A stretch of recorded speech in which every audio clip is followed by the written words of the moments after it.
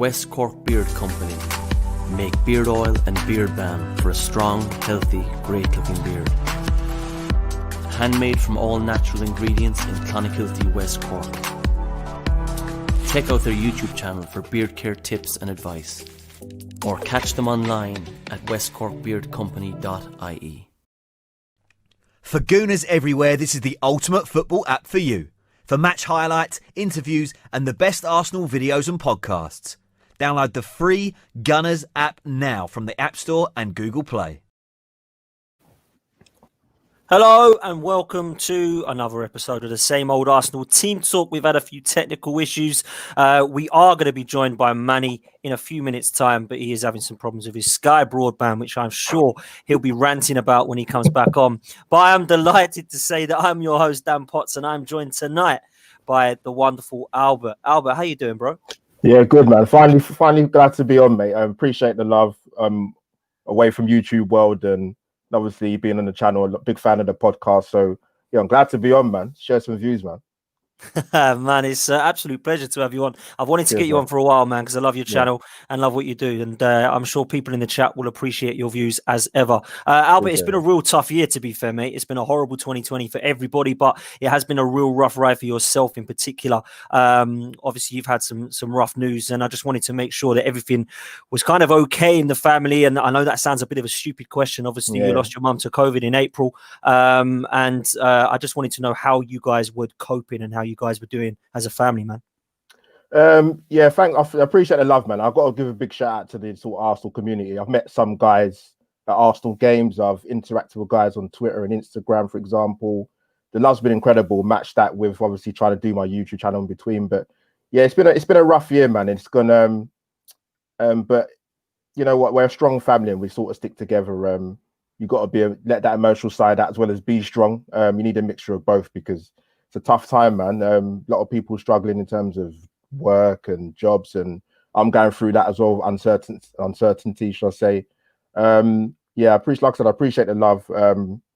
It's been a rough year, but you know, I still got a lot of things sort of holding me back a little bit in terms of me delivering my content in regards to my channel, which I'm still trying to get content out there. But sometimes, Dan, priorities, you know, family and other things take control. So it's a tough balance, but I'm sure I'm not the only one out there that's sort of going through their struggle. So anybody's out there, man, just try and stay strong. It's difficult, but we'll get there in the end, man. Absolutely, man. And you're always welcome to chat anytime, you know that. And I'm sure you're going to get a lot of love in the chat. Let's bring Manny back in. Manny is here, we believe. There may be some technical glitches. Manny, can you hear us, mate?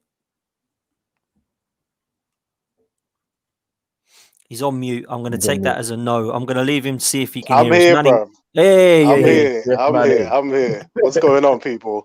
Yeah, good to see you, mate. Good to see you guys, man. Good to be on again, bro. How's it going, Manny? How's things? All good, man. All good. I've got my trolling hat on today, man. I think there's some United fans, man, that need some humbling today, yeah. I wonder, you know what? I wonder if they're gonna be as active in the comments as they were last week. I think it's gonna be a little bit quieter, don't you think? Because they had a lot of talk in the comments last week, man. So hence the avatar, man. You know what I mean? Hence the scary Antonella as my avatar today, yeah.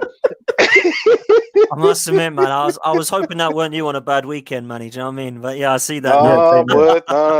I'm a lot prettier than that, boy. Look at that. Isn't that a picture, though? That's a wonderful picture, man. It's going to be a good show, man. It's going to be a good show. Buckle up, man. It will. United fans, come ahead, man. I got you today, man. Uncle Manny's got you today, man. Just come in and it's okay. Do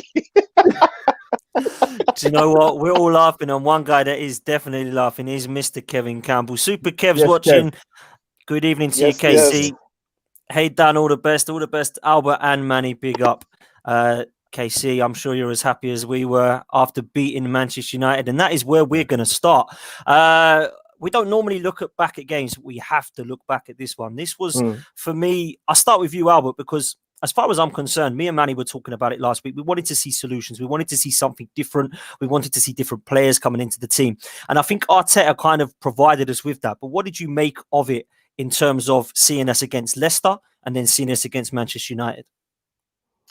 The issue I've had with Arsenal for quite a number of years, but obviously under Arteta's reign, is the fact that we're very inconsistent at starting on the front foot. For example, when I was used to think when Arteta first came in, him and Emery were the opposites. Like, we would start with Emery, we would start games poorly, but then we'd be better in the second half. But then when Arteta first came in, we started well, but the second half wasn't too fantastic. But I think in regards to the Man United game, the Leicester game,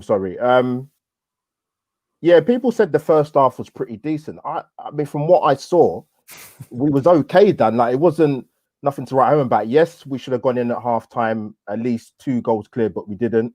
We knew how Leicester were going to set up, particularly, especially as Vardy didn't start the game. And we got sucker punched, mate. But one thing I must say, sort of moving on to the Man United game, with Arteta, it's quite obvious to me, and I think it's partly a good thing. We never know; he's not predictable in terms of team lineup. There's always a curveball in there. So when I did my preview in terms of the team I thought he's going to pick for the Man United game, I actually wanted Partey and El Neni in the middle. I didn't have Xhaka in the team. Purely simply because the mobility he doesn't have to cover the ground and to just offer us a bit more. That's not delegating him as a player, but I just think we lack that mobility in midfield. Didn't see the Rob Holding inclusion coming. I didn't even know he was even fit, Dan. Honestly, I was shocked when I see him in the team. I couldn't believe it. But the front three was predictable, and the way the game sort of going into the game, Dan, the build-up, I think the last 2 years going to Old Trafford, we've been favourites going into those games. But I actually thought United were favourites going into this game. And it surprised me, Arsenal actually started on the front foot, which we haven't done for quite a while in quite a few of the games. So to not sort of go ahead was disappointing in the first half, because we had the chances there. I wouldn't say we exactly cut United open, but there were opportunities there for us to get the goal to go 1-0 up. But I was generally surprised how we started the game, mate, to be honest. And I think a 1-0 win actually probably flattered United a bit in the end. They huffed and puffed. I don't think they really had a clue how to break us down, because we was very compact in between the lines. We were defensively sound. Big shout out to Mohamed El Neni and Thomas Partey. They absolutely bossed the midfield from start to finish. Saka's dangerous as normal. Gabriel, an absolute colossus. To think we got him, Dan and Manny, for what, 30 million euros? Was a steal. I'll be fair, I didn't hear a lot about him, if I'm being honest, but if you look at the clubs that were actually interested in him, and for us to get him was an absolute bargain. And like I said, to not beat United for 14 years is a terrible record, and that monkey is off our back now. And big win, Dan, and most importantly, clean sheets. I'm happy, man. I'm smiling. Yeah, do you know what? I think every Arsenal fan was, and in that 14 years, fan, that's been a painful 14 years. But Manny, we were talking last week about we want to see solutions, we want to see something different. Are you happy that you did see a response, Manny? The only thing I'm unhappy about is that we didn't stuff him by 2-3 clear goals. You know what I mean? I was happy with the curveball in Rob Holding, because Rob Holding was my curveball, because we didn't hear anything about him being back in training. We didn't hear anything about him, even having a fitness test. So for him to start the game was surprising. And, the performance that he ended up having was, one that's gone under the radar, in some quarters of the fan base. But I was happy with the solutions, because that's what we've been talking about. And when I say solutions, it's something that Arteta brought up as well, and that's trying to get Aubameyang in the game a bit more. And the way he did that was by making the right hand side a lot more effective. By making the right hand side work a lot better than it has. And Willian and Bellerin actually monopolize that side well. If Willian's on the outside, Bellerin's on the inside, and vice versa. And with the support of either El Neni and Partey as well, to get them in those positions and taking advantage of Pogba being lazy as he is and not doing the defensive work. So it enabled us to, double team on Luke Shaw time and time again. And, not having a burger in front of Luke Shaw, he wasn't exactly going out there and closing down Bellerin or Willian, you know what I mean? So, yeah, man, I was happy with the solutions, bro. And that performance, 1-0 flattered them. We really should have battered them, to put the exclamation mark on their mouths, because they had a lot of talk, Dan. Yeah, they had a lot of talk. They didn't back up any of it. Any of it, bro. And this is the thing, man. Now last week, right, Albert, me and Manny, we see people in the chat from Man United, which is absolutely fine. I'm more than happy if there is any United fans in the chat. They seem pretty quiet all of a sudden this week, mind you. But if they are in the chat, then please do comment, because last week they were really mouthy. And I see 4-0. We're going to hammer you 3-0. We're going to be looking at Fred is better than Partey. I was hearing McTominay is going to dominate, the midfield. All this absolute nonsense that we're hearing. And for me, I want to move on to the midfield, because I think, like you, Albert, dropping Granit Xhaka was one of the best things that we could have happened in that game. And the reason I say that is not just because I don't like the guy, because I'm a huge fan of Granit Xhaka. I think that he's improved under Arteta, but he's not got the mobility and the athleticism that I think the midfield needs. And what we saw with Elneny and Partey was not just the fact that it was a good partnership all of a sudden, but the way it worked was they were mobile. They wanted the ball. And when they were on the ball, they wanted to drive forward. And I just want to bring up Granit Xhaka's passing against Leicester, because I was brought this up, right? So I'm going to share my screen, because this for me just shocked me. I just thought to myself, this is why Granit Xhaka does not deserve to be at the moment in this midfield, and the Elneny and Partey do. I don't know if you can see this. I'm going to make this bigger. Yeah. So this is Granit Xhaka's 98 passes against Leicester. Busy going nowhere is what it's called. And look at those passes. They are sideways, backwards, sideways, backwards. Now, people can sit there and say that he's on the ball so much, Granit Xhaka, and he's, reliable when you get the ball. Give him the ball and, he'll keep the ball. But look at where he's going with it. I can count, 5 forward passes there, everything else sideways, backwards. Now, some of that is okay. He's been told to play that way and to be the kind of reliable one, don't make the mistakes. But Elneny can do that plus more. And I think one thing about Elneny that he's always managed to do is to keep it simple. And that's exactly what Granit Xhaka looks to be doing there.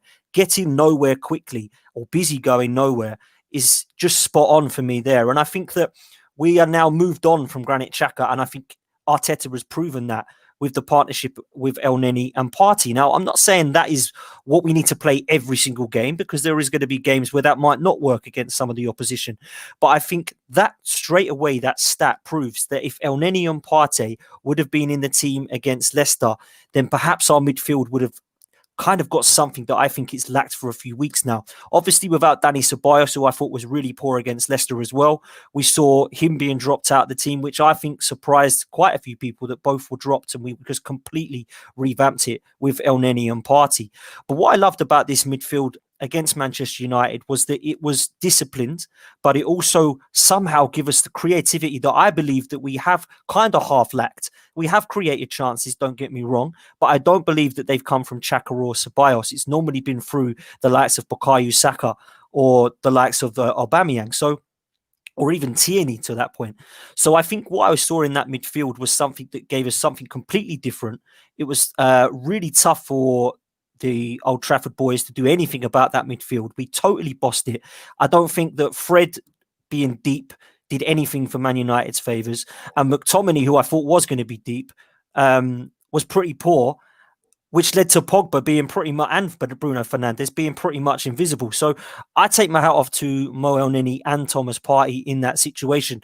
Albert, do you think that midfield now going forward for Arsenal is going to take us to the next level, or do you think that it still needs more in there? Good question, Dan. That's an unbelievable stat, by the way, with the passing graph there. I said before the start of the season, when people asked me, like fellow Gooners, would we finish in the top 4 this season? And I said no, because and that was even before we signed Thomas Partey, and even with him in the side, I just think we didn't do the necessary recruitment. But we've got January coming up, so we'll see what happens then, but that's another story. But I think in regards to the midfield going forward, even before the game against United, then I think Arteta's obviously talked about a clean slate for people, and he's shown some mad faith in El Neni, and that's been repaid in El Neni's performance. In talking about him in particular, I don't know any games he's played this season where he hasn't played well.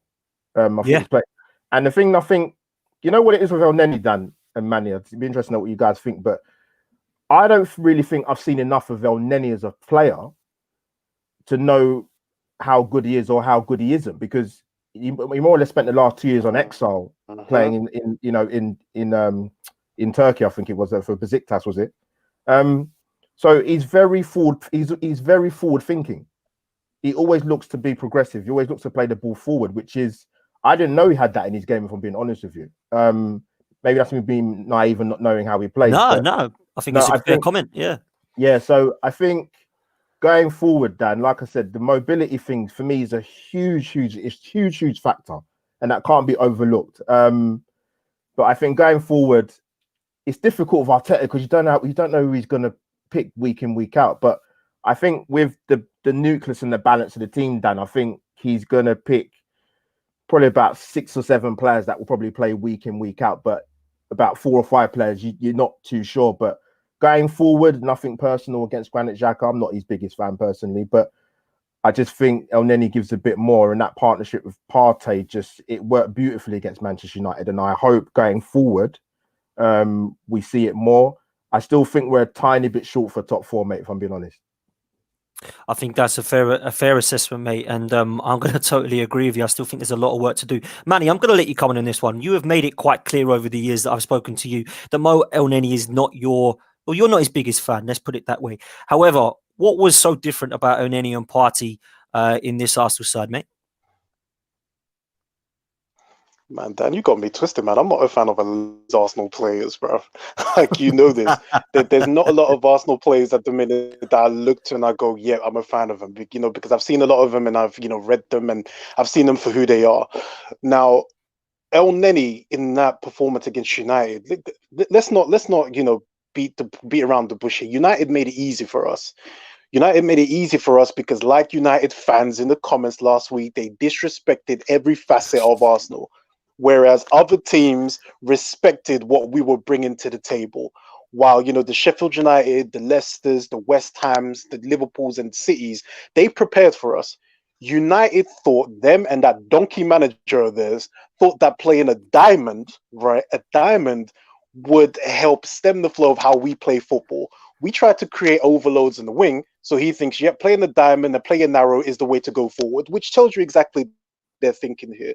So United made it easy for us, but still El Neni and Partey and the rest of the lads had to go out there and perform. What we had in midfield was mobility, energy, and legs. Because even when Solskjaer woke up for about 5 minutes, he still wasn't able to do what he wanted to do in that midfield. But I would err on the side of caution and say we haven't seen enough of that partnership to say that this is the way to go forward. We need to see it a lot more.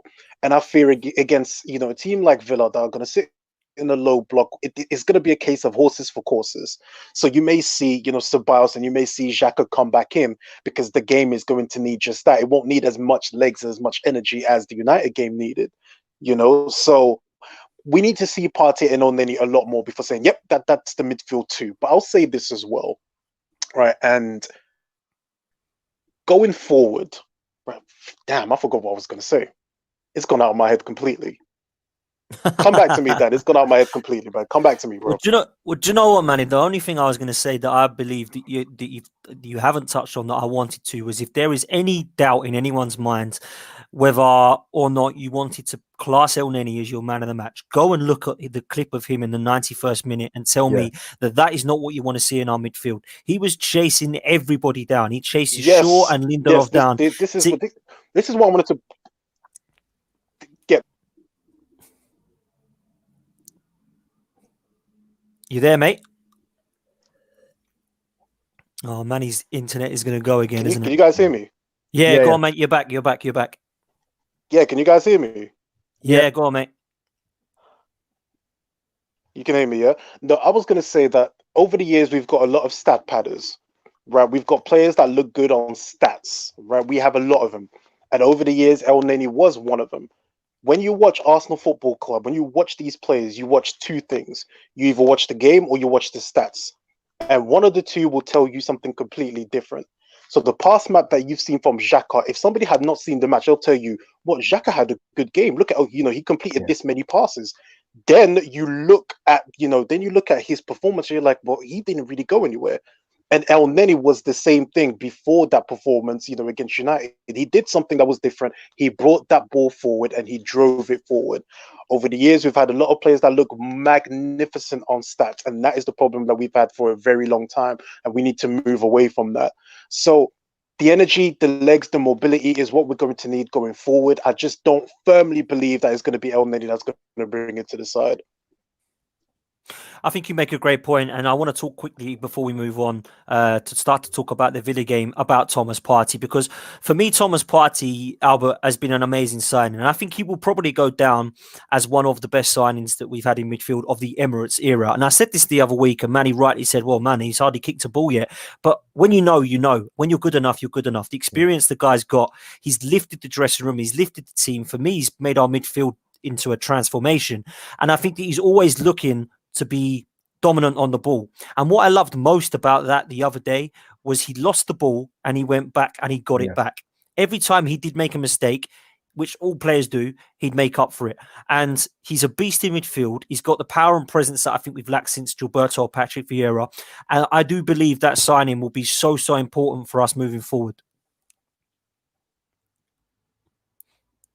Sorry, Dan. Is it the thing that go on, Albert. Yeah, go on to you, man. Go on. Yeah, sorry, but sorry, man. That's all right, man. Yeah, you know what, Thomas Partey, when going back to sort of the transfer window and all the shenanigans and who is going to come in and who's going to leave, like I said, I've said this a million times before, we've been drip fed as Arsenal fans. We don't have any money, and people saying, if it's a choice out of the two, do you want Thomas Partey or Hossein Aouar? And I always said, as much as I want a creative player at Arsenal who's going to do the damage, who's going to pick the spaces in between the midfield and the attack, I wanted Thomas Partey, like many Arsenal fans did. And it took a bit long to get him, like last day of the transfer window, typical Arsenal, but we got him. And Darren, you know what? I think the biggest way I can compliment Thomas Partey, even though we know about him and, he's not an unknown commodity, you look at the way some of the ex-pundits wax lyrical about him. Owen Hargreaves was singing his praises on BT Sport about him when we played away to Europa League. I can't remember who we played, mate. I forgot. But even the way Roy Keane came out and mentioned about him being an ex-Patrick Vieira, I don't take those things lightly. So we know we've got a quality player, but then the fact that when you have ex-pros coming out and speaking about him in that way, and it goes with obviously what we're seeing on the pitch. We've missed, like you say, you make a good point in regards to he's probably the closest we're going to have. Bit early to say, but in the day, we know what we've seen with Thomas Partey already and what he can bring. He is the nearest thing to what we've had since the days of Gilberto Silva and Patrick Vieira. He brings that athleticism and the box-to-box and, consistency, even though he's still been at Arsenal a short time. So it's onwards and upwards. But Dan, I think the best way for me to sum it up about Thomas Partey is it's all well making a signing of Thomas Partey, which is great in isolation. It's what you do to get the tools around him for him in order to flourish. And that's going to be important going forward, whether it be come the January transfer window or come in the summer window. We need to get the right creative players around him, and obviously to work with what we already have at the club. But get the right players around him and he'll flourish even more than he already has. Man, I think you're absolutely spot on. And I've been a huge fan of this signing. I'm also a huge fan of the Gabriel signing. I think that's going to be absolutely epic. I think he's been fantastic. And I think those two players are the kind of Sol Campbell and Gilberto Silva or Vieira signing that we've so needed for 15 years or so. So I think that those two signings, if you look at what we've done in that transfer window to what Manchester United have done, they must be livid. I mean, to spend 80 million on Maguire when we've signed 27 million on Gabriel, to have, Thomas Partey walk into our side at 45 when Fred was 55 million, Pogba was 100 million. Bruno Fernandes was, I know, a great player, but God knows how much he was. And you look at some of the other players that you forget about, the Lindelofs and the Baillies, who were both 30 million. Wan-Bissaka was 50 million. Luke Shaw was 30 million. You look at this and you think, do you know what? Maybe our recruitment has been bad, but has it been as bad as Manchester United's? Because they must be absolutely livid. The recruitment has been just absolutely dreadful. So that was why me and Manny were so surprised. And Manny just dropped off again. I think his Wi-Fi is terrible, by the way. But that was why we were so frustrated, because Manchester United fans were getting very cocky, very arrogant, very confident about, the way that the place that they're at, or where they're at, should I say. Look at where both the teams are at. We were quite realistic about it, me and Manny. I looked at the situation and I could hear Man United fans going mental, saying 4-5-0, and I'm thinking, what are they watching? Because, just because they beat Leipzig 5-0 does not mean to me that they were going to come and wipe the floor with us and then prove the complete point that we were disciplined and we could get it over the line. So I'm just going to bring the team up, man. We'll wait for Manny to come back on. Yeah. And then we're going to be joined by our Villa fan very soon. So I'm going to bring up what I think the team's going to be. This isn't what I would pick, Albert, but this is what I think Arteta will go with. He seems to have his favourites, doesn't he? So he does. We're going to talk about it, because I think it's going to be quite interesting to see. I've gone for Leno in goal, obviously. I think he'll keep the back three of Holding, Gabriel and Tierney. I can see on the left Saka staying there, and I think on the right Bellerin. I think he'll stick with Partey and El Neni. A lot of people have questioned whether Xhaka or Ceballos would come in. But after last night's performance, I think we're probably going to see him stick with Partey and El Neni. I think Arteta is very kind of key in certain positions of this Arsenal team, that he wants to try and stick to what he believes his form keeps you in the side. And I think those two need to be playing. But I think he is going to stay with the front three. A lot of people are saying Pepe may get the shout against Villa. I think he'll stick with Willian, Lacazette and Aubameyang, because I feel that he just wants Willian as his signing. He seems to, I don't know about you, but he seems to prefer him over Pepe. What do you make to that team, Albert? Do you think it will be similar to that?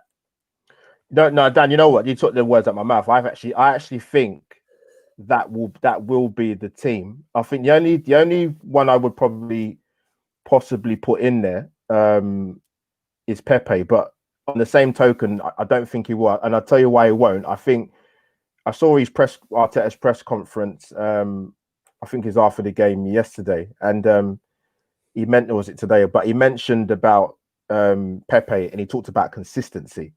And I think Pepe is a victim, and I think many footballers are, Dan, in the sense that when you have a player at a club who is a big money signing or just a new signing coming in, and a new manager comes in and that player's not their player that they signed, I do think that's an issue. And hence the reason why I don't think Pepe has actually started. I think he's only, if I'm right, correct me if I'm wrong, Dan, I think he's only started one Premier League game at the start of the season. That was away to Man City, if I've got that right.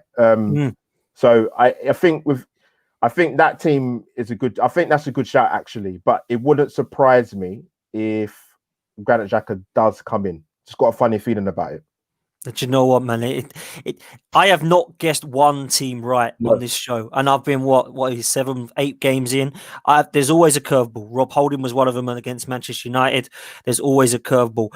Before I bring our Villa fan in, Manny, I think you're back with us now. Do you think the team that we went for there? Do you think that's what it's going to be? Do you expect any surprises against Aston Villa on Sunday? No, not really. I think Arteta would have looked at Xhaka's performance last night and gone, you know what, that's good enough to come back into the side. Like I said, horses for courses, man. So I don't think Pepe has done enough. Pepe's frustrating. He's frustrating the life out of me at the minute, because there's so much ability, but he either overthinks it or overdoes it. He doesn't keep it simple, and he's just, when you're a one-dimensional player, you need to be able to hide that one-dimensional self a lot more than he does. And he's not doing enough of that. But personally, I would start him, because Pepe will bring the chaos that we need to break down a Villa side. Stretching Villa all over the place is how we're going to get the win here. And having Willian, who is a shape and structure kind of player, he's not going to do that. He's not going to create the necessary chaos that we need. Example, Sheffield United, when we needed to break them down, you brought on Pepe, and that's the chaos that you needed. And that's exactly what I'm talking about. So the only change I would make is having, Pepe coming for Willian. You know me, I wouldn't have Granit Xhaka anywhere near this side. I wouldn't have him anywhere near this club, mate. But it is what it is. I think, Sabai also will come in as well. I don't think this is a game for El Neni. I think this will be a game to have a bit more guile, which, Ceballos has. And we'll see how it goes, man. We will see how it goes. Go on, Albert. So I was going to ask you guys, like, in regards to Pepe, I've said this before, like, because you can have a player who's strong on one side, like if they're left-footed, they can still use a right foot and vice versa. But with Pepe, because he's so one-footed, I said, even we saw it a bit yesterday where him and Willian switched. I don't see why you couldn't play Pepe on the left of the three. I just want to know what you guys thought. I just think it makes sense. Yeah, listen, I've always said it on this show a lot of times that I think Pepe is so one-footed and so predictable. And on the right-hand side, I don't believe that it's the right position for him. I've seen him centrally 2 or 3 times and he's dominated and caused so much trouble for the centre-backs. When I see him on the left, what I see is him more comfortable on the football and the ability to go on the outside if he wants to. He doesn't always want to, but I think he's just more, because he's naturally left-footed, it just seems more comfortable there. And I've been quite impressed. So I think you've got a great point there. I'm going to bring Manny in on it because I know he's got a lot to say about Pepe. I know Pepe, like me, he's frustrating me like Lacazette is, Yeah. But Manny, what do you make of that? Pepe in a different position, mate?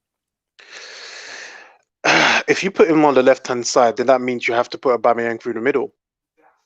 That's the way I see it. You have to put Aubameyang through the middle because Aubameyang on the right will be as ineffective as, having Pepe on the right-hand side. Do you know what I mean? So that's the only way I would have Pepe start on that left, and him and Aubameyang can switch whenever they want to have Pepe a bit closer to goal. That's the only way. That's the only time I would have Pepe on the left-hand side. But I believe in order to get the best out of him, his best performance for me was the Chelsea game. Have him detach off the wing as much as possible. Have him going into positions where he's tough to pick up. Have him, picking up the ball in central spaces and driving at defenses. Make him a lot more elusive. Do you know what I mean? Because we think about, players who were left foot dominant. Think Mahrez in the Premier League right now, or think, the most one-footed player I think I've seen in a long time, Iron Robin. Yeah. That guy made a career out of cutting into his left and nobody could stop it, right? Nobody could stop it, but he was so good at it. Iron Robin always seemed to have time on the ball. Pepe always seems to have 2 or 3 people around him every single time. So make him harder to pick up. Make him pick up the ball in places where defenders do not want to track him. Go back and watch the final. Rudiger was chasing Pepe at one point all the way back to our box. When Pepe went into the central space, Rudiger had to go back and retreat into his position because he didn't want to chase Pepe there. That's how you get the best out of him. At the moment, we're not playing to his strengths, and he's not doing enough either. So we'll see what happens. But yeah, him on the left, only if Aubameyang's through the middle. Yeah, and I think just to finish on Pepe before we move on, I think personally the games I've seen him play well. At Anfield last year when we lost, I thought he was brilliant down the middle and he was taking on Van Dijk and Robertson like they weren't there. I thought he was fantastic, as Manny says, in the Chelsea FA Cup final just gone. And I think that where he has scored his goals, even last night's, was more from a central role. So I think that if we were to put him in a different position as opposed to just being on that right-hand side, then we might see a system where he can shine, because I think there's a player there. There's bags and bags of talent. He's 25 years old and he's probably the most skillful player that we've actually got. I just wish that it would work out for this guy, and I wish some of the Arsenal fans would get off his back, although he is very frustrating.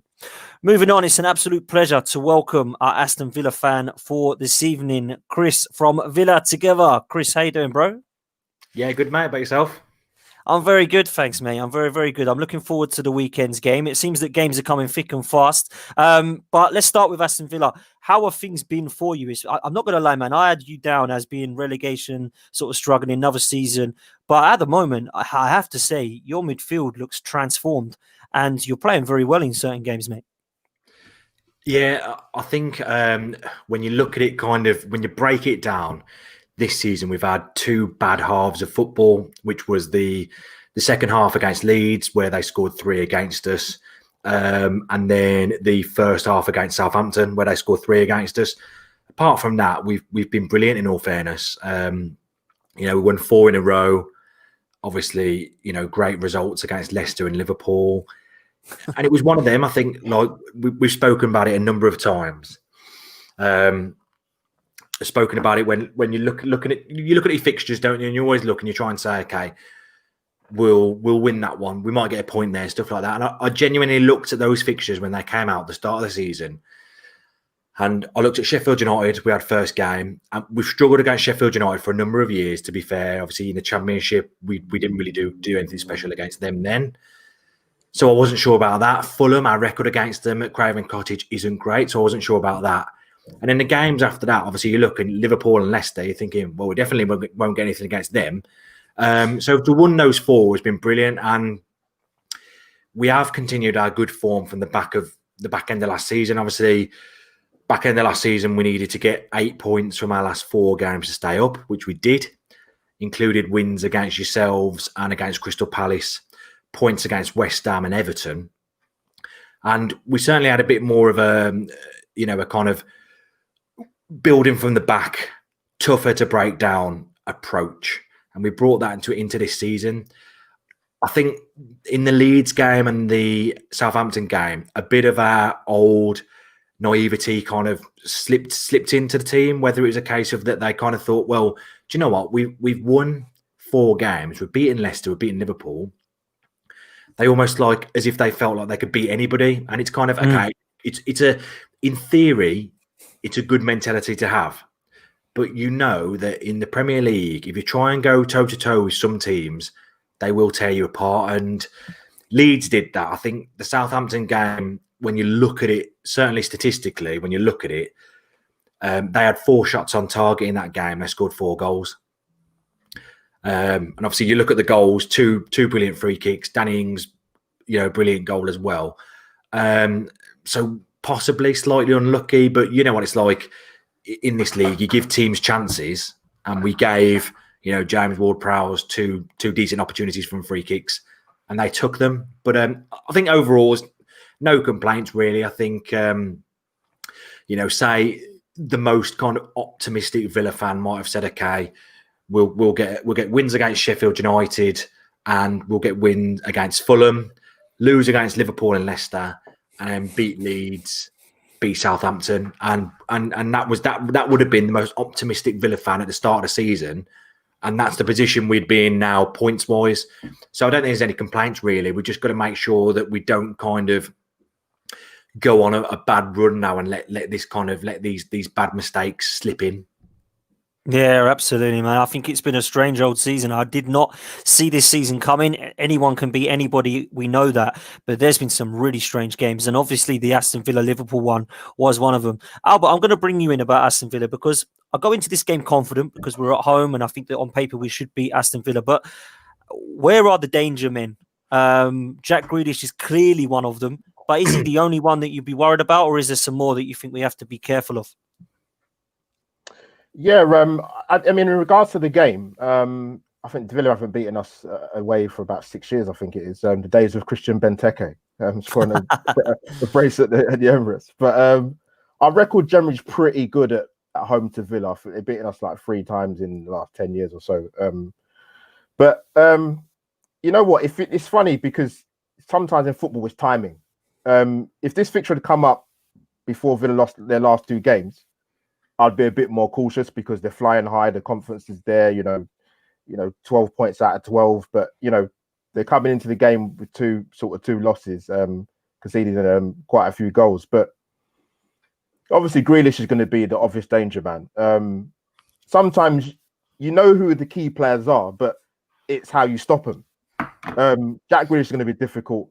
Ross Barkley, I've been impressed with that Villa got him for a year on loan.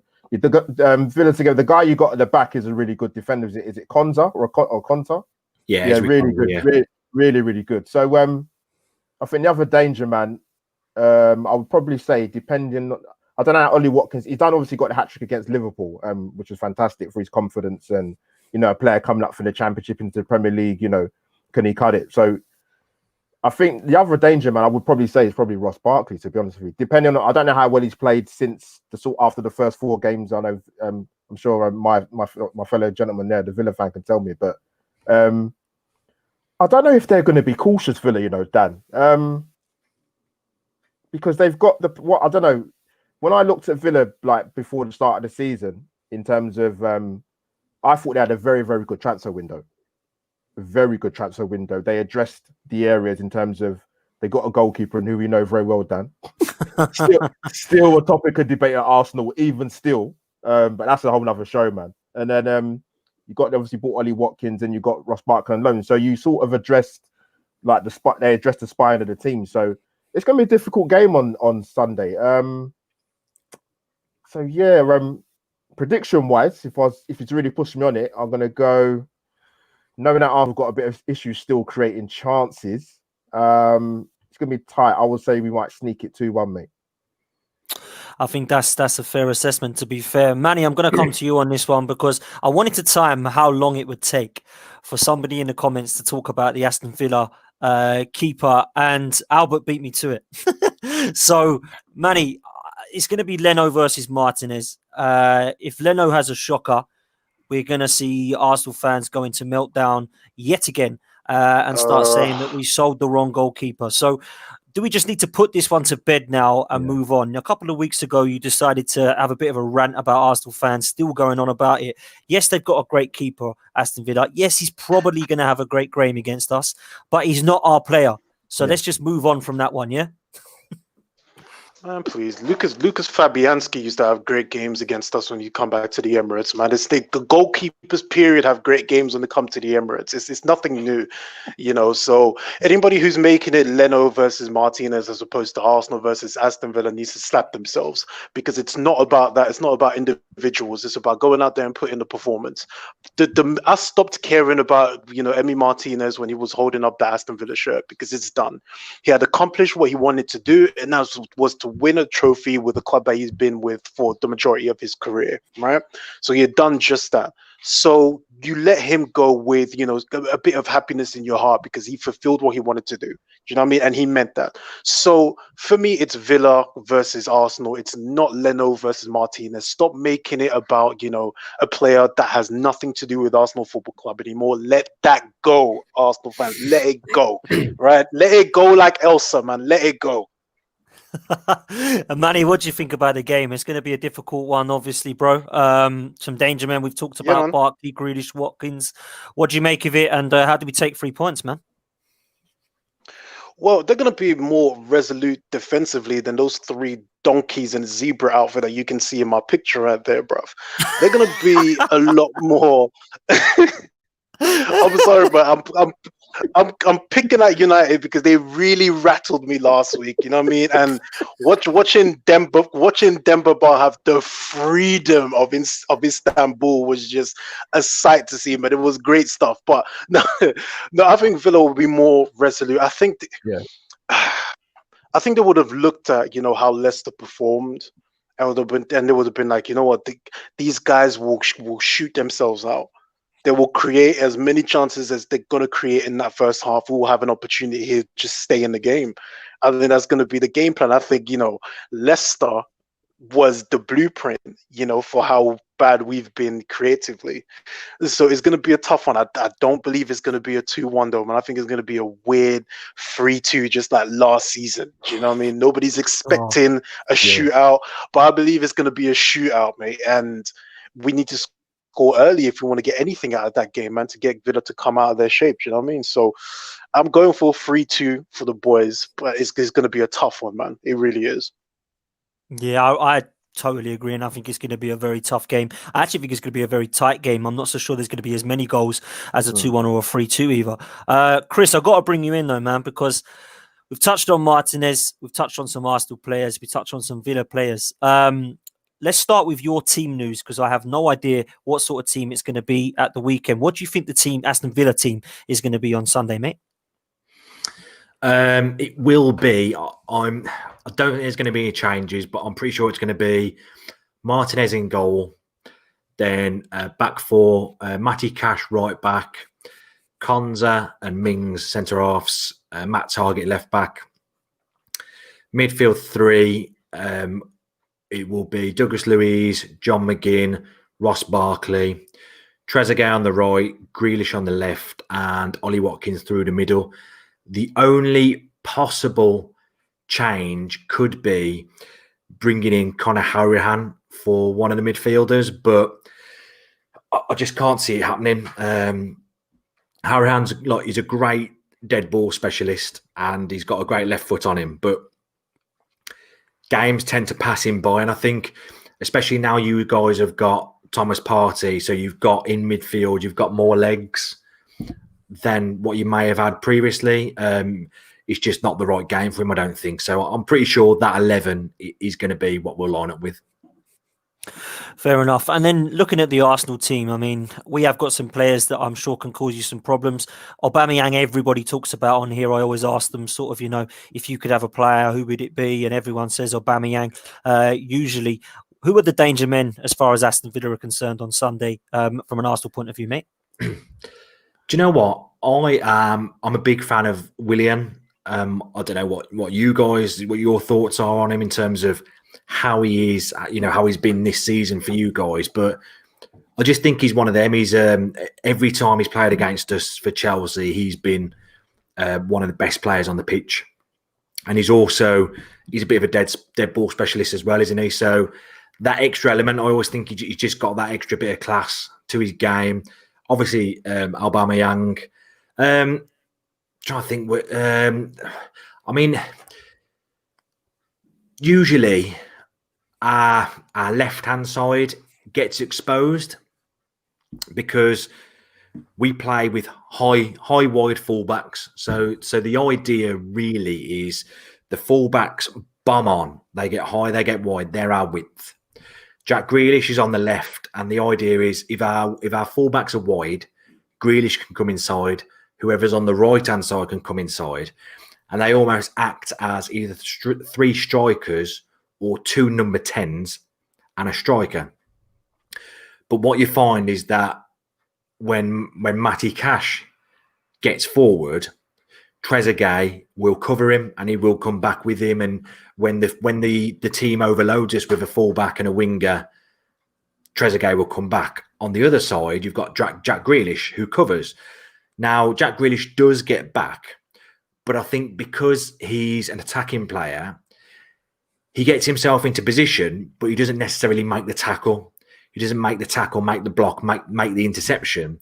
So it all falls on Matt Target, and sometimes players get at us then. So there's potential that Bellerin and, as I said, Willian down that right could get at us. I mean, I think Saka's a good player as well. I think he could possibly exploit the kind of high line from the fullbacks as well, certainly down your left. So I think those are the guys really, probably you wide players and Aubameyang, I think, in all fairness, because we have that tendency at times to just push too high. We didn't do it for those first 4 games. We didn't do it that much.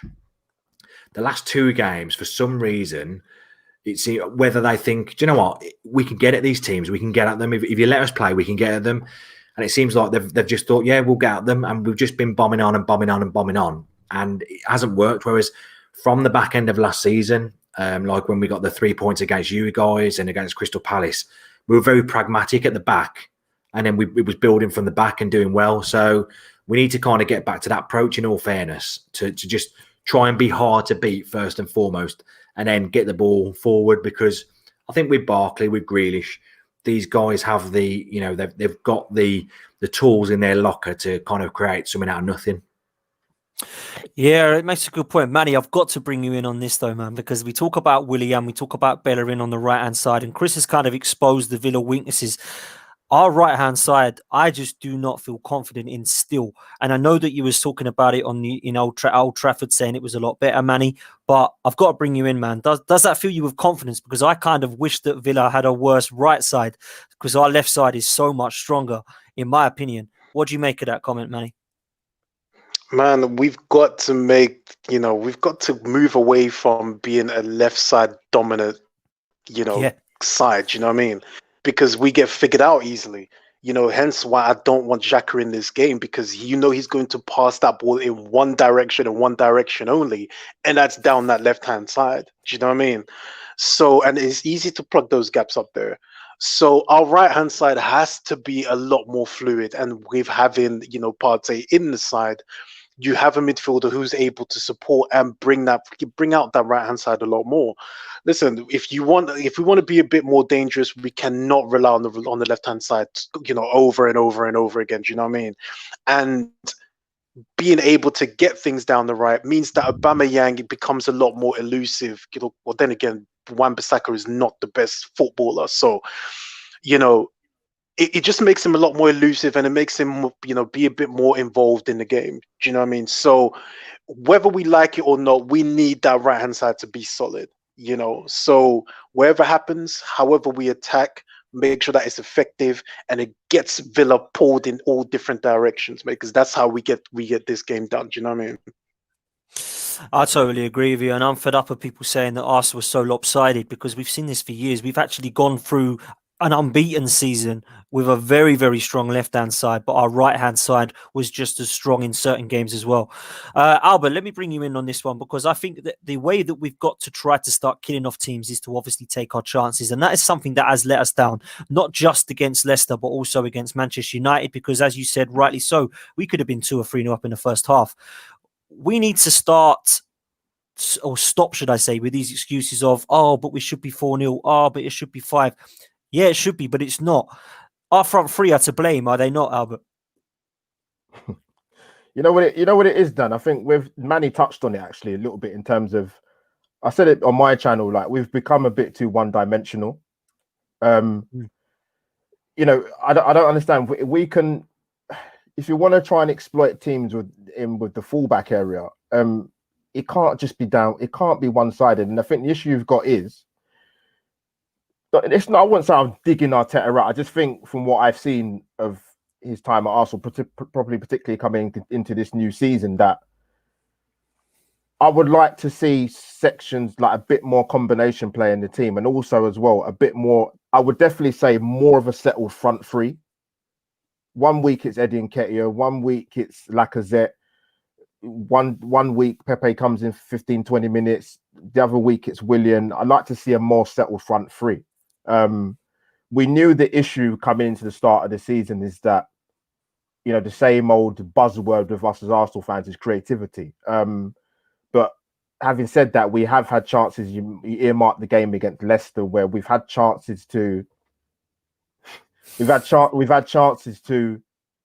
get one goal up, going at halftime 2-0 up, but we haven't taken it. But like I said before, it's being one-dimensional. I'd like to see more of a settled front three than Manny, to be honest. And also on top of that, to add even further, in regards to Bukayo Saka, I think is an absolute godsend to our football team. He's putting in performances that is showing up the experienced players at Arsenal that have been in this squad and team for the last 4 or 5 years. And I think going forward, in terms of, it'd be interesting to know what you guys think in regards to Saka's future, where he plays in the team. I think he could be effective on the right of a free or the left of a free. He's that good. He comes on for 5 minutes yesterday and he gets an assist. That's not by accident. The guy's talented. So yeah, I want us to be not one-dimensional, come out on the front foot a bit more better, and to me, going forward, having a more settled front three. Yeah, listen, I think everything you said there is absolutely spot on. And I'm going to bring Manny in on this one, because me and him talk about it quite a lot, about our front three. Albert brings up a good point, Manny, about Saka. Now, I have been a little bit harsh on the lad, and maybe it is a bit out of order of me, because I'm kind of expecting a lot of the guy at 19 years old. But some of the chances he's missing, like the free header against Manchester United, he missed a chance against Man City and Leicester, and I think even Liverpool. And even last night, it's like, just tap it in, and he still missed it. It was saved. That does become frustrating. But do we sometimes forget, Manny, this kid is so young, and because he's so good, he is, like Albert says, showing up these senior players, i.e. Lacazette, for example. What do we make of it? I saw Joe Willock last night, who I've also been saying maybe he's not going to make it at Arsenal, but I thought he was class. I want to see him do it more consistently, by the way, against better opposition. But I thought he was outstanding last night. Some of these youngsters, Manny, are becoming the solution to us now, where they should just be like squad players, if you get me.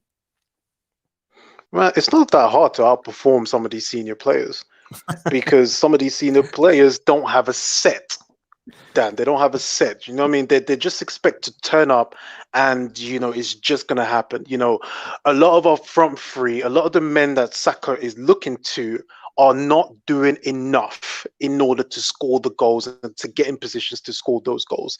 They're very lazy and they just expect things to happen. Do you know what I mean? So when I look at the chances that Saka is getting, it's not by, it's him getting in those positions. I haven't been harsh on him because I expect him to finish it because those are simple chances.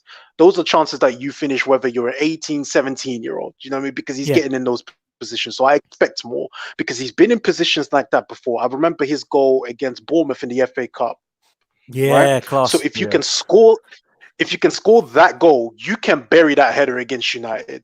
You know what I mean? If you can score that goal, you can bury that chance against Edison. Do you know what I mean? So I expect that because I've seen it from him, but I don't want him to lose that instinct. Right, I want him to keep that instinct of I'm going to get to the byline and I'm going to put that ball in a dangerous area. 5 minutes, like Albert said, 5 minutes is all it took for him to get that ball in the dangerous area. Why? Because his football brain is switched on. Right, he wants to get that ball there. He wants to get in those positions to create.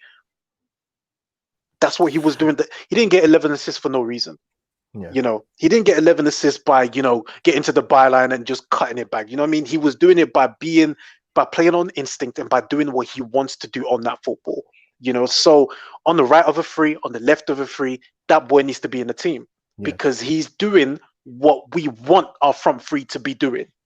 The front three, right? The Lacazette and the Aubameyang and Pepe and Willian look to him on how to play football at the minute. Yeah, it's good. It's true. It's true, and it is true. And the reason I've been harsh on the lad is maybe because I want him to do so well, and I'm a bit of a perfectionist with Saka because I love what I see. I actually think everyone goes on about Martinelli, who I think is going to be fantastic, by the way. But I kind of, in a way, I'm looking at Saka. Maybe it's because he's English, I don't know. But I kind of see that he could do more because I just look at that guy and I just think you can play anywhere. You're playing left wing back and performing. You're playing left centre mid and performing. You're playing left wing and right wing and performing. He could play number 10 or right wing back and he'd still be given 110%. And that's the sort of mentality and character that I want to see in an Arsenal shirt. And that's why it's so great to see.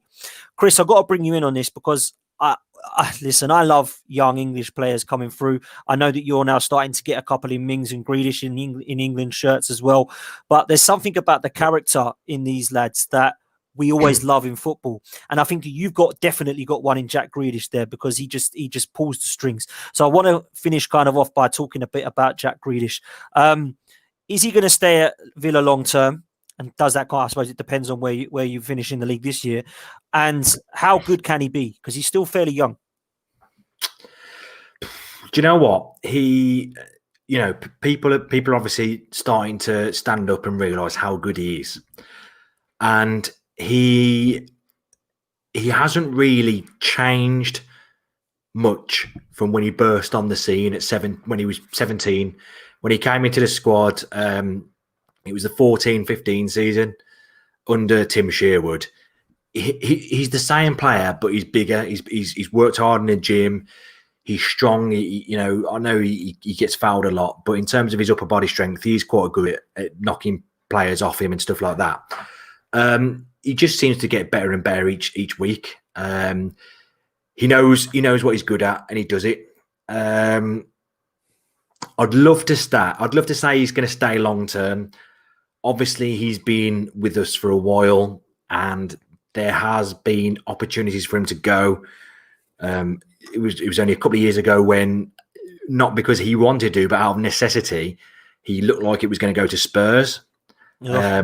Because we were going into administration, but luckily the new owners came in and said, no, Jack Grealish, he's not going anywhere. And then you kind of thought the back end of last season, if we went down last season, it'd have gone 100%.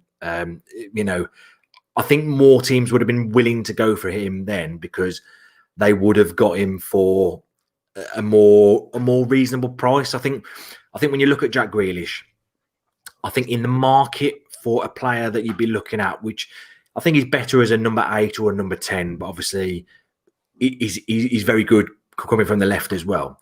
I think in the current market, you're probably looking at about a 50, 60 million pound player. But to Aston Villa, he's closer to 100 million pound player. So obviously, when it comes to him signing a new 5-year contract and us staying up, the price for him then would have been closer to the £100 million fee than the kind of 50-60 million pound. I think teams like maybe Man City, Man United may have paid 45-50 million for him, but I don't think they would have paid more than that. But obviously that comes, doesn't it? Sometimes you guys know, all football fans know, that sometimes you have to pay over the odds because a player is worth a lot more to their current football team than other teams. You think of the actual sheer kind of fallout that there would be if we lost Jack Grealish, because he makes our team tick. Honestly, I think he could be. I think he probably is one of the best players in Europe at the moment. You look at his stats last season. I think he created the second most amount of chances in the Premier League behind Kevin De Bruyne. Fourth most chances created in Europe, ahead of Messi, who was fifth. This season, I think he's the second most goal involvements as an Englishman, second behind Harry Kane. He's got 4 goals, 4 assists already this season, and he just seems to be going from strength to strength. And I've been saying probably for 18 months, give the guy a chance to play for England, and he'll show you what he can do. And he did it. I know it was a friendly and it was against Wales, and people say it was Wales' second string. Essentially, it was England's second string as well. You look at, they kind of just lobbed a load of players together to get them playing. I just think he can. It's a tough one because certain players, are at the right club. So sometimes I feel like, is Jack at the right club with Aston Villa? And then obviously other players, they are better than the club. I think you can kind of look at it two ways. People can look at it and think, do you know what, he's too good for Aston Villa? But, sometimes it just fits right for him at the club. But I still think he's one of the best players around. I think if he did go elsewhere, it would have to be the right move for him in terms of where he plays. And, they've got to play to his strengths, not just lob him in the team and expect him to do exactly what he did at the previous club. Similar to Sanchez, maybe, Alexis Sanchez, was good at Arsenal. He goes to Man United and they kind of expect him to be the same at Arsenal, but doing a different job at United. It's got to be the right fit for him if he does go elsewhere. Obviously, I want him to stay because even on Sunday, we weren't great, but going forward, we scored 3 goals and Grealish set up 1. He won the penalty for the second, and he scored the third. And he had an fairly average game, And if he's doing things like that, that's what sets the great players from the the very good players. If he's having an involvement without him playing well, and he seems to be doing that now. So hopefully, he'll go from strength to strength. I'd just like to see Villa go up as well. But realistically, I think he's 25, so. If we're struggling around the bottom 3 again, looking to finish 16th, 17th, does a guy who's got lofty ambitions of playing in Europe and kind of nailing down a place in England's squad, does he really want to be battling relegation? Probably not. But again, sometimes to kind of get into the England team, you've got to be playing regularly. So it's certainly a tough one. I want him to stay at Villa, but whether he will, I'm not sure. I think the new contract that he signed was probably just to ensure that we got the kind of best fee possible and we didn't lose him on the cheap. Well, listen, I think if you keep your players fit and the consistency you have shown, although it has been a bit up and down of late, I think personally you've got enough to stay in the division, and I think you'll keep Jack Grealish if that happens. I think, he may look at going somewhere else if he were to go down, but he might not play every week then. I like the guy and I would have loved him in an Arsenal shirt personally. I think he'd be just the sort of character that we needed, but he's certainly going to do some damage, I am sure, this season. Chris, Albert thinks it's going to be 2-1 to the Arsenal. Manny thinks 3-2 to the Arsenal. What do you think the score is going to be on Sunday, Chris? Do you know what? I can see this going one or two ways. Part of me thinks, do you know what? We could nick this and get a 2-1 win. But then I think how many goals has Aubameyang got this season? Not many, bro. One in many. the league and one in the Europa League. Is that right, Albert? He's got 2 in the league. Was it first game of the season, Fulham, and then United? Of course, he's penalty. got 2 because he got the penalty evening on Yeah. Sunday. So yeah. Not many, mate. Because what tends to happen with Villa is that teams will turn up against us and they'll have a player that hasn't scored for 8 years and they'll score. We have that issue. But we have that. Yeah, genuinely, it happens when so-and-so's woefully out of form, they haven't scored for 12 games, and then they score a hat-trick against us. So there's part of me that thinks that Aubameyang will get 2 or 3 against us. But I'm going to go for a Villa 2-1. I think I know our record, it's an odd one because our record isn't great against Arsenal, like you mentioned previously.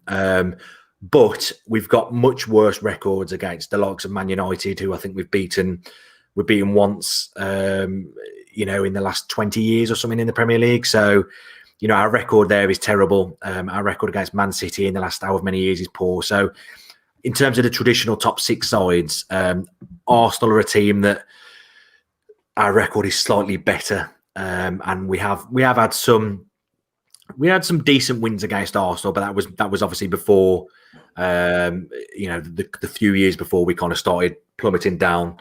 But yeah, I feel 2-1.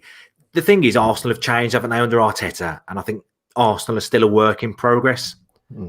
And they're a bit more pragmatic than maybe they probably were under Arsene Wenger. Obviously, under what's his name, Emery. Yeah, a bit more pragmatic in terms of Arteta 3 at the back. He wants to be a bit more solid. So sometimes I think you're not as attacking as you maybe should be, despite the players that you've got. So it's kind of like part of me thinks that could go in our favour. Part of me thinks maybe not, because then we're not going to have that space that the players want to be playing in. But yeah, I'll go with 2-1. I think we'll nick it, and I hope we do, because after losing 2 in a row, if we made it 3 losses in a row, you kind of think, what's happening here? So. Fair enough, mate. Very, very optimistic. I actually think it's going to be a really tight game. I think both teams are going to find it very hard to score. But I'm going to say that we're going to get over the line and take 3 points. And I'm going to go for 1-0 to the Arsenal. I think it's going to be another victory. And I'm fairly confident about that. However, you never know what's going to happen in this Premier League. Before we go, because we are running out of time, I want to ask Manny a quick question, because me and Manny have had a little bit of a debate about the Eddie Nketiahs, the Reece Nelsons and the Joe Willocks of this world, but I do need to bring up the performance of Joe Willock last night. So Manny, I'm going to bring you in on this one. Joe Willock, what does he need to do to get into this side, and do you think he can make it in the Premier League consistently for Arsenal? Joe Willock. I'm backing the kid. Right, I'm backing him. I've backed him since he got into the first team, because I've seen qualities in him that we don't have in the team currently. Can he do it on a consistent basis? When he gets those opportunities to be in the starting lineup and he performs like he did yesterday, I don't see why not. I don't see why not. He's different. Out of all the midfielders that we have, apart from Partey, Willock is the only one who will go beyond the striker in order to get in those positions and they'll make those runs that will bring trouble to deep blocks, like a Villa are going to set up, or I think Villa are going to set up that way. Do I believe he can make it in the Premier League consistently? Well, we need to see him in the Premier League in order to see that. You know what I mean? So, yeah, I'm backing the guy 100%. Because he's an Arsenal boy, and that's what we do, isn't it? So I believe he will, Potts. I believe he will. Albert, I'll let you have your say on this one before we finish. Joe Willock, what do you reckon, mate? You know what? As we quickly touched on, like, the frustrations you have with Pepe, I have them frustrations with Joe Willock, because I've always said he does the opposite of what he's supposed to do. So when he's supposed to pass, he shoots. When he's supposed to shoot, he passes. But Manny makes a good point, and he's the only player we have in that probably squad who goes beyond the front 3. Look at the first goal yesterday. Look at the second goal. He goes beyond the front 3. He makes the runs. I thought he was desperately unlucky not to be on at least the bench against Manchester United. I actually thought he would be my wildcard pick to start the game last week, to be honest with you, but he wasn't even in the squad. But you know what? I want to see him get some game time, because, like I said, like Manny said, and I agree, like he's something different from what we have. in terms of breaking the lines. People, the whole Ramsey thing, the late runs, and he's the only one that does it. So that's my thoughts, mate. Yeah, listen, you're spot on. I think I've been a little bit critical of some of the kids, but I don't slate them like some Arsenal fans do because they're young and there is time for them to develop.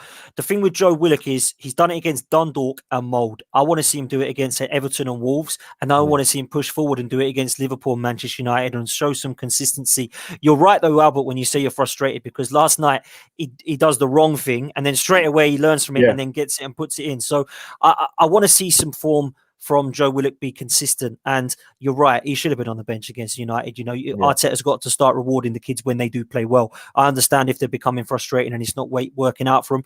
But for me, Joe Willock's someone that's definitely going to be on the kind of on the edge of getting a say in the Premier League and the next one to make it through, I would say. Guys, we have come to an end. It's been a brilliant show. Really, really appreciate Chris for coming on. Chris, thank you so much. I know it's never easy coming on another opposition's fans podcast, mate, but it's been a pleasure to have you on, Chris. Thank you so much for coming on, mate. Yeah, nice one. Cheers. Now I always enjoy going on other podcasts. It's always a good experience. So yeah, cheers for having me on. Cheers, Chris. And when the reverse fixtures are about, we'll have you back on if you're about or you are one of the boys. How can people come and follow you? Any Aston Villa fans that are watching on Twitter? We're at Villa Together. Excuse me. At Villa Together on Twitter, Instagram, YouTube channel. We're Villa Together. And then if anyone wants to listen to us, we're on all the usual podcast places: Spotify, Apple Podcasts, Google Podcasts, all that kind of stuff. Just search Villa Together. Great stuff, Chris. Thank you so much for coming on. Manny, thank you once again, mate. Absolute pleasure as always. How can people come and follow the Arse Brothers on Twitter, not yourself? Well, just follow the Arse Brothers, man. If you want to, everything that I do, I put out something called Truth Bombs on the SoundCloud. I do it ever so often, when I want to talk about real things with no filter. So yeah, man, pop over there. We did our Ask Bros monthly earlier today as well. So if you want to have a look at that, it's on our YouTube page, Ask Bros Rant, Facebook as well, Ask Bros Rant. And if you go over there, like I said, disclaimer every time, we have no filter. And then we talk about it how we see it. You know what I mean? So it's not for the faint of heart. So if you go over there, just be prepared, man. So yeah, that is always Potts, man, and always a pleasure, man. I love this show. Nice one, Manny. Thank you very much. Please go and follow Manny and the Arse Brothers at the Arse Brothers. They've got literally just today their monthly, so please go and check it out. It's a great show. And I have to leave the best to last, man. Albert, it's been a pleasure, man. Absolute pleasure having you on. I'm so pleased we finally got you on the show. And thank you so much for coming on. I hope you enjoyed it, man. Yeah, Dan, big shout out to you, man. I've always loved this podcast. Always wanted to be on it as well. Great to see Manny on as well. Love his views. I must say a big shout out to Lee Judges and Graham for losing loved ones in a difficult time. So my love to those two, man. Definitely. Appreciate the call the call out really, and I'm glad to have come on here. And yeah, find me on Albert JTV. My Twitter handle's there. Subscribe to the channel. Check out my content. I like to think I'm quite balanced, but there might be some games this season where I might not be so balanced. Man, thank you so much for coming on. Please, everyone in the chat, please make sure you come and follow Albert on Twitter. Great content, great show, forever growing. And it has been a real tough year for you, man. So I really do, heart goes out to you, man, because I can't imagine, I can only imagine, man, what that must feel like for you losing a loved one to COVID. So thank you so much for coming on, Albert, top man. And thank you to everyone in the chat room as well tonight. There's been over 200 of you at one stage. Thank you very, very much for watching live. Please catch us on the Same Old Arsenal every Monday evening at Same Old AFC. If you want to come and follow myself on Twitter, it's at DanArsenal87. Please like this video. Please subscribe if you haven't. Please let your mates know. We're all quite balanced, level-headed Arsenal fans, and we just literally want to talk about our club. So please come and join us, and I hope the channel to grow. We've just got to 10,000 subs. I'd love to get more and more if we can. Thank you very, very much to everyone, and please, up the Arsenal, please, on Sunday. Take care, everyone.